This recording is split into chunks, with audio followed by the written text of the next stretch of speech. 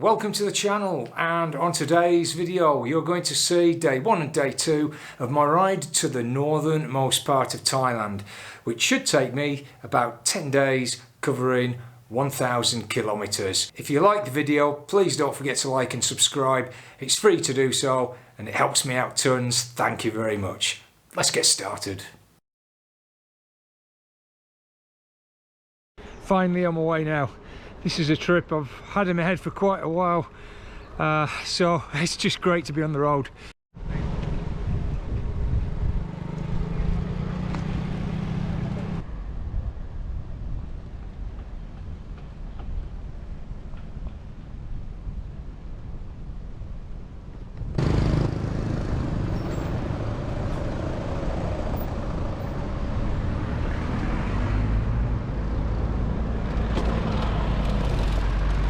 Coming up to the centre of town, Yamo Monument is straight on past those traffic lights. They're starting to prepare for New Year, which is next week, so all these stalls and markets and all kinds of things going to go on, because Yamo Monument, it really is the heart and, well, yeah, the centre of Korat. Unbelievably, that's the main railway track. You can walk straight across it, goes into Bangkok. This is our main railway station. The train outside, that always makes me smile. You can get a train all the way south to Bangkok. You can go north all the way to Nong Khai, which sits on the border with Laos, with the capital of Vientiane just a few kilometres inside that border, or you can go west to Nakhon Ratchasima, and that is also very close to the Laos border. He's actually selling sugarcane juice, so he's got a contraption that crushes the sugarcane and it makes a drink, sticks some ice in. It's really potent, really sweet, but it's actually really nice as well.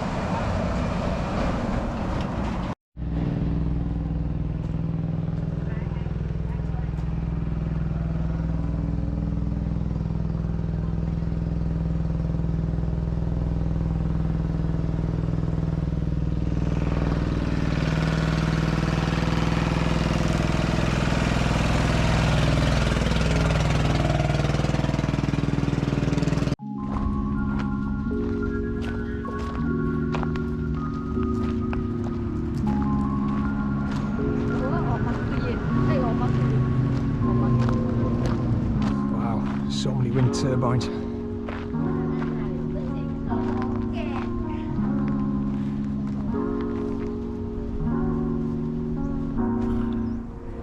There's loads.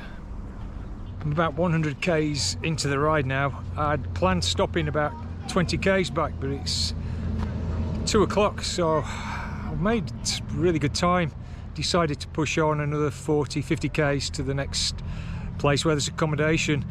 I'd really rather not go that far. It's going to be about 150k, 100-mile ride today, but never mind. For once I've actually got a tailwind, so I've made really fast time, about 23 k's an hour while I've been on the bike. That's pretty quick for touring, so I'm going to make the most of it. I'm going to get quite a lot further than I'd anticipated. Hopefully everything will be okay. It'll be a great first day. Not been too much to show on the roads today. It's a lot of main roads, but I'll see if I can capture some decent stuff a bit further on. Speak to you later.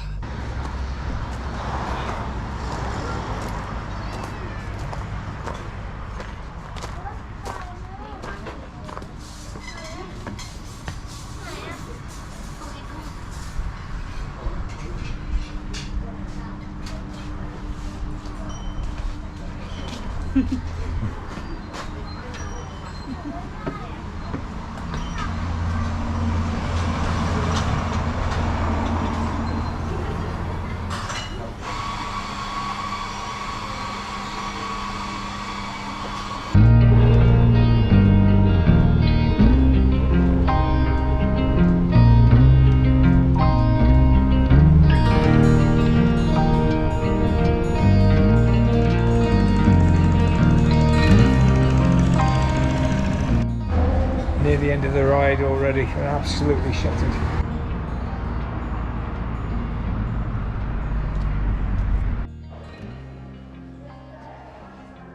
Just give you a quick idea of prices. Finally got here. This place is 600 baht. That's about £15, $20. Been a long day. You can see here, or hopefully you can, that's 145 kilometers. Yeah, I'm tired. Not anticipated doing such a long day, but I got all the junk, terrible miles out of the way. Sorry for the way this video looks, probably look orange, but I'm not actually burnt. I'll speak to you a bit later on. Bye bye.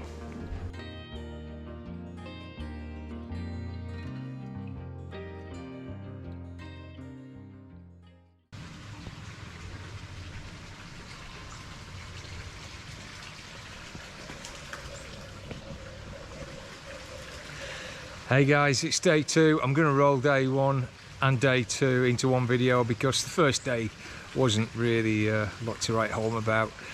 People often use the term junk miles. I don't like that phrase really, but it kind of sums up the sort of day I had. It was more a case of getting those more uninspiring kind of miles over in a place where the scenery wasn't the best, and get onto the good stuff, which hopefully will be today. So I'm heading due north as I try to get to the northernmost part of Thailand, and tonight I should be staying in a place called Beng Sampan, 85 kilometers due north. Come along for the ride and let's see what we can find.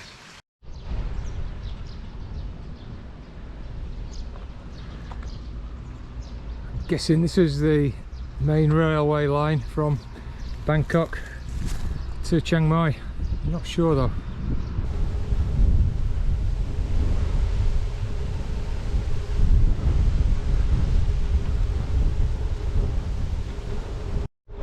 Normally I'd absolutely hate this kind of road, but it's now been almost 10 minutes and I'm not seeing a single car. What is going on? There's just no one around anywhere. It's not a holiday.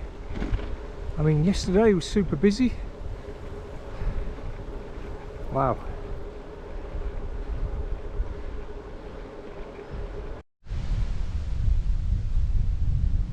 This road's so bad, I'm gonna check, see if there's a way around it. I've only been on it for about 500 meters, but there's a lot of these trucks coming past, kicking up stacks of dust.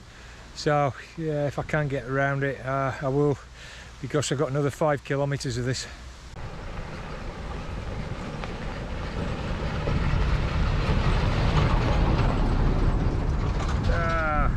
Yeah, that's bad, that's bad.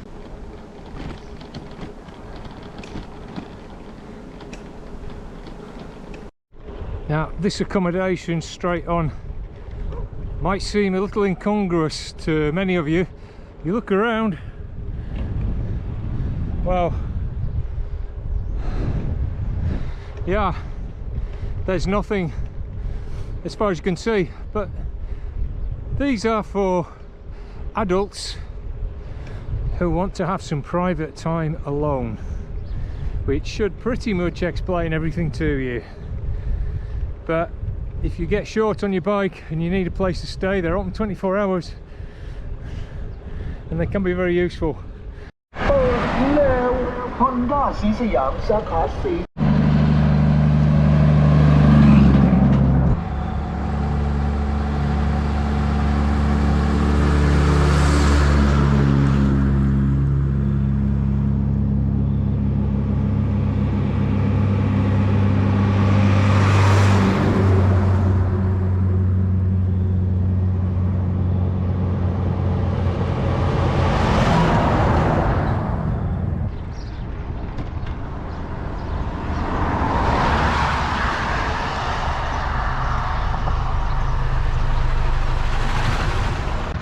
And here's one of the many processing areas for all the sugarcane.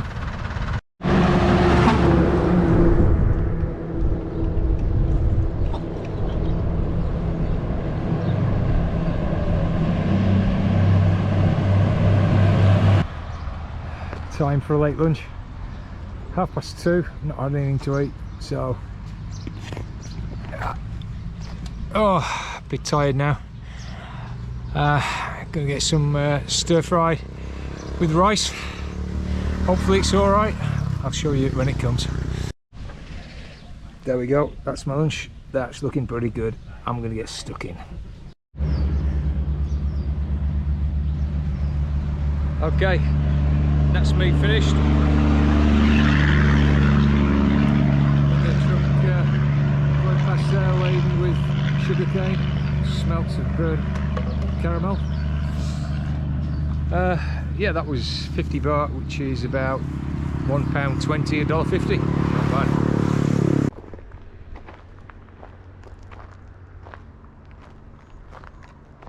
Let's talk about pollution, because the crop you can see in front of me here, that's responsible for some of the worst pollution you'll find here in Thailand.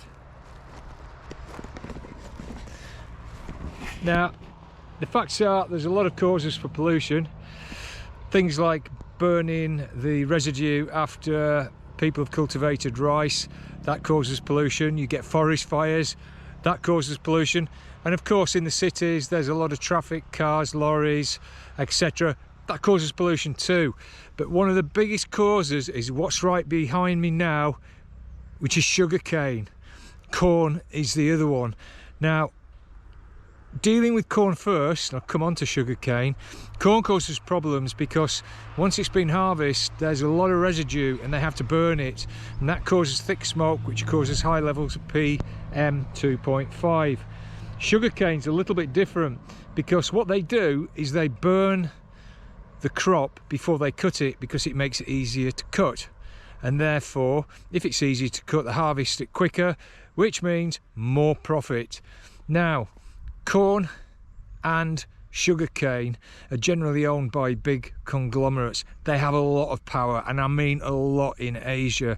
So trying to bring pressure to bear on these kind of people that own so much wealth is very, very difficult here in Asia. It's just not easy at all. The result is that every year the pollution just continues. Nothing's really done about it. Things could be done. Well, I think they could, because in the case of sugarcane, I think it'd be very easy to fix. All they'd have to do is wherever you find sugarcane that's been burnt, if it's on the lorries, you find the lorry drivers, you find the people who own the lorries and the shipping companies until they squeak. And then you go back and find out whose land was, and you make them squeak even more. But it's not going to happen, unfortunately. So they'll continue to burn and burn and burn, and there's nothing to do about you can do about it. At the moment, it's pretty thick in the air and it's getting worse. PM 2.5 levels are between 100 and 150, which is unhealthy. They're going to get up to 200 soon, you can bet your bottom dollar, and that means it's going to be very unhealthy. Now, I'm going to show you something. I'm going to find a piece of sugarcane and you can see for yourself. Just go look for one on the ground. Okay, there's one here.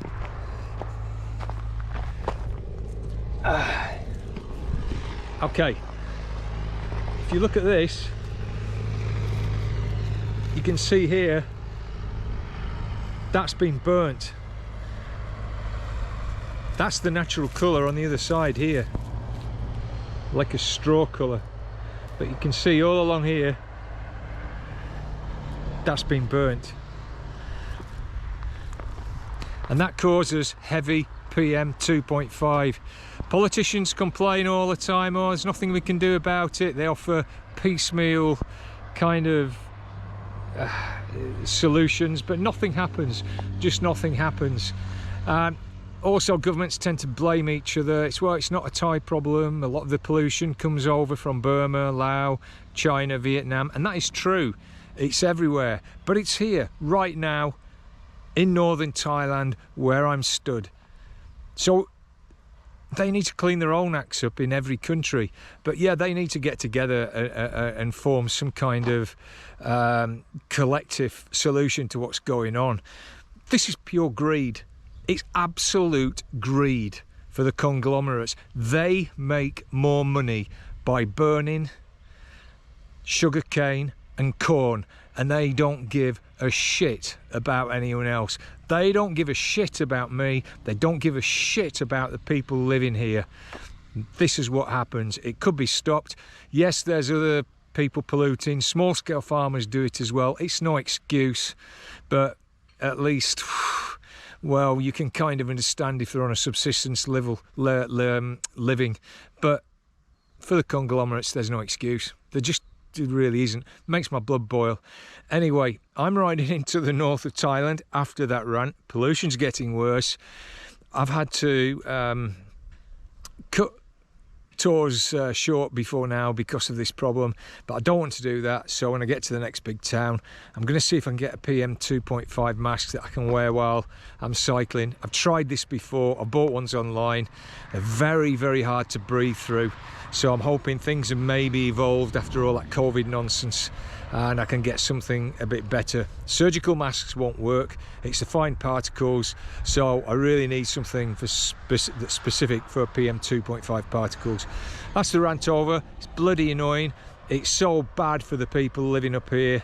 I feel so sorry for them, but it gets everywhere pretty much in Thailand. One of the only areas that's not too bad is actually south of Hua Hin, where there's not too much either corn or sugar cane being grown, and they seem to do a little bit better. You see another one going past now, look.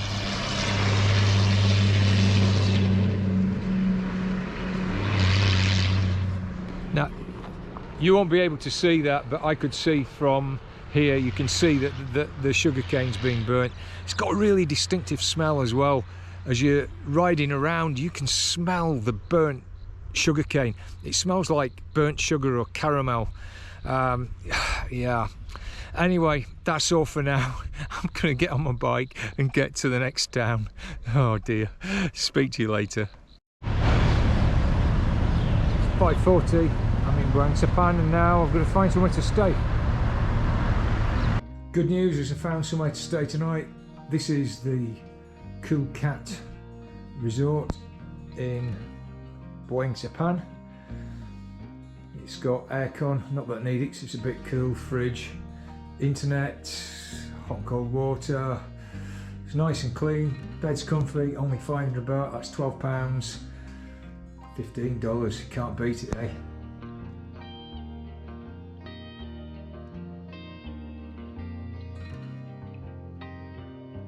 Thanks for watching, and if you haven't already, don't forget to like and subscribe. I'll see you in the next video, but in the meantime, you might want to take a look at the 2 videos on screen now.